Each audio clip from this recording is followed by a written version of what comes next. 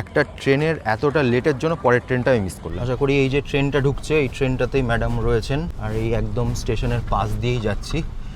রাস্তা পুরো একদম সুনসান, ইটের রাস্তার অবস্থা খুব একটা ভালো না। জানেন তো, আমারও এরকম একটা বাজে অভিজ্ঞতা হয়েছিল এই ট্রেন লেট নিয়ে রাম মন্দিরের উদ্বোধনের সময়। শুনুন তাহলে। আমার হচ্ছে অযোধ্যা থেকে নিউ দিল্লি পর্যন্ত একটা ট্রেন বুক ছিল। এবার নিউ দিল্লি থেকেও কালকা পর্যন্ত আর একটা ট্রেন বুক ছিল। ট্রেনের সময়টার মাঝে প্রায় 5 থেকে 6 ঘন্টা হচ্ছে গ্যাপ ছিল। মানে আমি ভেবেছিলাম ট্রেনটা যদি লেটও করে কত 1-1.5 ঘন্টা 2 ঘন্টা লেট করবে, তাও আমি ট্রেনটা পেয়ে যাবো। আমি সেইভাবেই বুক করেছিলাম।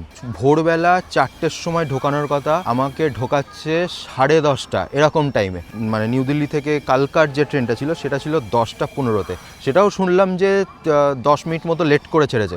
মানে কপালটা সেদিনকে কতটা খারাপ ছিল, মানে ভাবুন, একটা ট্রেনের এতটা লেটের জন্য পরের ট্রেনটা আমি মিস করলাম।